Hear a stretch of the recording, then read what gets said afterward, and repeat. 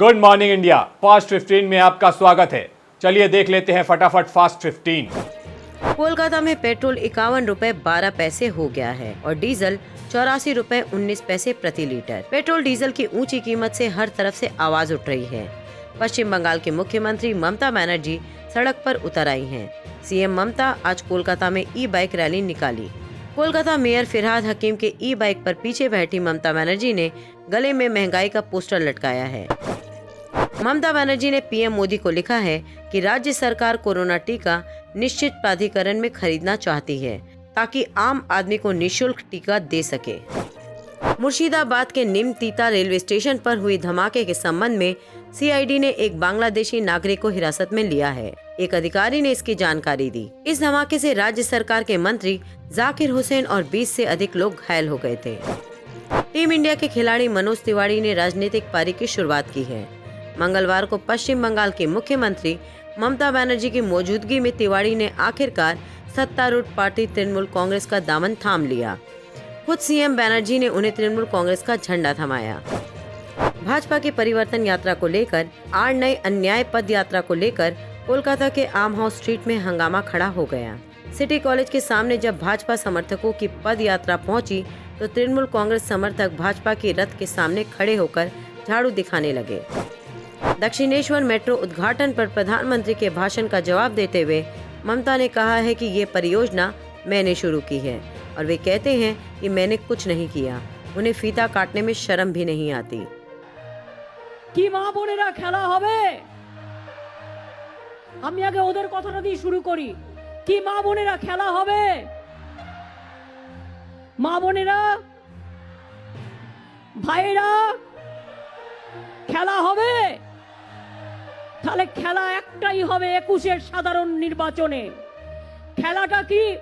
একদিকে CPM Congress BJP থাকবে আর একদিকে তৃণমূল কংগ্রেস থাকবে আর আমি থাকবো গোলরক্ষক। আমি দেখতে চাই কটা গোল তারা গোলে মারতে পারেন। একটাও মারতে পারবেন না, বার পোস্টের ওপর দিয়ে পেরিয়ে চলে যাবে। অত সস্তা নয়। এই মাঠে কদিন আগে আমাদের মাননীয় প্রধানমন্ত্রীজি দেশের নাকি তিনি সবচেয়ে বড় নেতা, নেতাজির থেকেও বড়, গান্ধীজির থেকেও বড়, আম্বেদকরের থেকেও বড়, সেদিনকে বড় বড় কথা বলে গেলেন। এখানকার মা বোনেরা নাকি সুরক্ষিত নয়। আমি জিজ্ঞেস করি বিজেপির দলে মেয়েরা সুরক্ষিত তো? বিজেপির দলে যে মা বোনেরা আছে তারা সুরক্ষিত? বলুন আপনারা সুরক্ষিত? তারা উত্তরপ্রদেশে সুরক্ষিত, বিহারে সুরক্ষিত, রাজস্থানে সুরক্ষিত, মধ্যপ্রদেশে সুরক্ষিত, পাঞ্জাবে সুরক্ষিত, সব জায়গায় অরক্ষিত। আর তা না হলে সুরক্ষিত। আর বাংলায় মা বোনেরা ভালো আছে, হিংসায় আর লজ্জার সীমা নেই, হিংসা করতে করতে চলে গেছে। বলছে আমনে সাফ কর দিয়া। আপনারা জানেন না তারকেশ্বর বিষ্ণুপুর লাইন কে করেছিল? বলুন যদি বুকের পাটা থাকে কে করেছিল? আমি রেল মিনিস্টার থাকাকালীন তারকেশ্বর বিষ্ণুপুর করে দিয়ে গেছি। ডানলপ থার্ড লাইন করে দিয়ে গেছি। ডানলপ থেকে অমৃতসর ডেডিকেটেড ফ্রেট করিডোর করে দিয়ে গেছি। দক্ষিণেশ্বর নোয়াপাড়া মেট্রো রেল আমি করে দিয়ে গেছি। তারাতলা জোকা মেট্রো রেল আমি করে দিয়ে গেছি। গড়িয়া থেকে একদম দমদম মেট্রো রেল আমি করে দিয়ে গেছি। দীঘা তমলুক আমি করে দিয়ে গেছি। আর তুমি ফিতে কেটেছো, লজ্জাও করে না।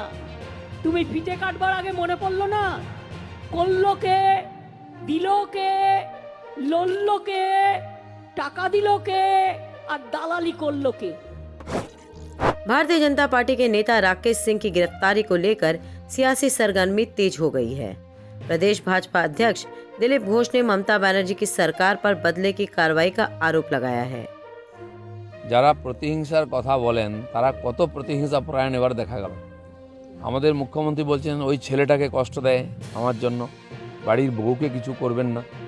বউ লক্ষ লক্ষ টাকা বেআইনিভাবে অ্যাকাউন্টে রেখেছে, সোনা চুরি করছে, তাকে পুলিশ হাত দেবে না।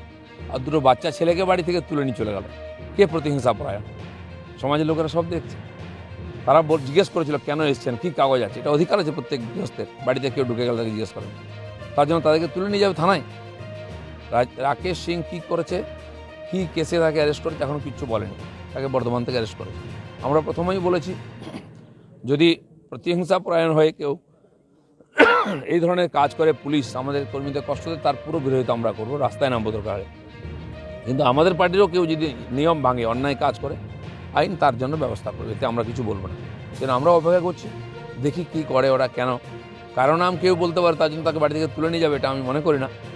যোগ্য কারণ থাকা উচিত, তখন পুলিশ ব্যবস্থা করা উচিত। কিন্তু प्रधानमंत्री मोदी ने हुगली के जिस डनलप मैदान में जनसभा की थी, उसी मैदान में आज ममता बनर्जी गरजी।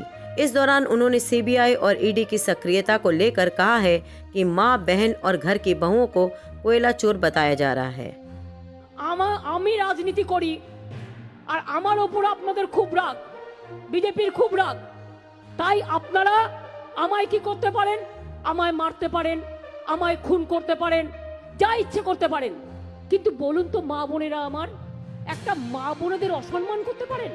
আপনি আমার বাড়িতে ঢুকে গিয়ে একটা বাচ্চা মেয়ে 22-23 বছর বয়স, একটা বউ, ঘরের কন্যা, ঘরের বউ, তাকে কয়লা চোর বলছেন, আর কয়লা চোরদের নিয়ে নিজে করে তুলে বেড়াচ্ছেন।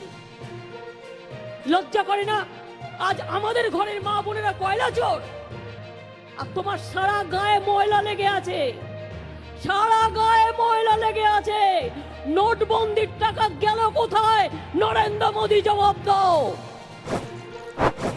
बीजेपी के राष्ट्रीय अध्यक्ष जेपी नड्डा ने लोको Sonar Bangla manifesto crowd sourcing अभियान की शुरुआत की है। उन्होंने कहा है कि 2 करोड़ लोगों के सुझाव लेकर मैनिफेस्टो बनाएंगे। आज मुझे बहुत ही खुशी भी हो रही है और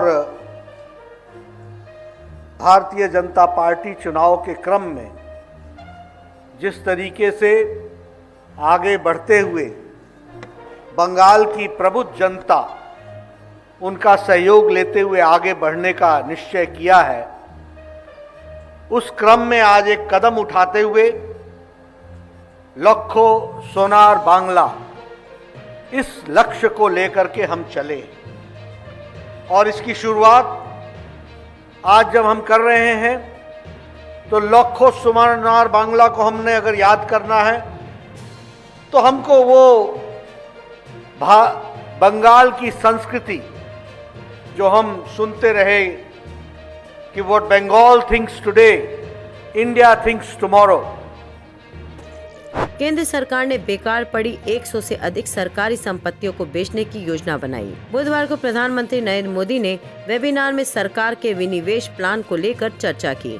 पीएम मोदी ने कहा कि सरकार बंद पड़ी हुई सरकारी संपत्तियों को बेचकर 2.5 लाख करोड़ रुपए जुटाने का काम कर रही है। कांग्रेस के पूर्व अध्यक्ष राहुल गांधी ने मोटेरा स्टेडियम का नाम प्रधानमंत्री नरेंद्र मोदी के नाम पर किए जाने को लेकर घेरा है। उन्होंने अपने ट्वीट में बीसीसीआई के सचिव जय शाह को जिक्र करते हुए कहा कि सच कितनी खूबसूरती से खुद को प्रकट करता है। नरेंद्र मोदी स्टेडियम जय शाह की अध्यक्षता में अडानी एंड और रिलायंस एंड अपने ट्वीट में हम दो हमारे दो का इस्तेमाल किया। देश में फैली कोरोना महामारी से निपटने के लिए वैक्सीनेशन अभियान जारी है। इस बीच अब दूसरे चरण से 1 माह से 60 से ज्यादा उम्र के लोगों को वैक्सीन की डोज दी जाएगी। बड़ी बात यह है कि अब निजी अस्पतालों में भी कोरोना वैक्सीन का डोज दी जा सकेगी, लेकिन इसके लिए आपको पैसे देने होंगे। तो वहीं सरकारी सेंटर्स पर ये मुफ्त में लगेंगी। प्राइवेट अस्पताल में वैक्सीन उन लोगों को दी जाएगी जो सरकार के नियमों के तहत वैक्सीन पाने के पात्र हैं। भारत और बांग्लादेश को जोड़ने वाली एक और ट्रेन 26 मार्च से शुरू होने वाली है। ये ट्रेन न्यू जलपाईगुड़ी से ढाका के बीच चलेगी। इस यात्री ट्रेन को बांग्लादेश के स्वतंत्र दिवस के अवसर पर शुरू किया जाएगा। मैत्री एक्सप्रेस और बंधन एक्सप्रेस के बाद दोनों पड़ोसी देशों के बीच चलने वाली ये तीसरी पैसेंजर ट्रेन होगी। Confederation of all India traders यानी CAIT ने GST नियमों की समीक्षा की मांग करते हुए 26 जनवरी को भारत व्यापार बंद का आह्वान किया है।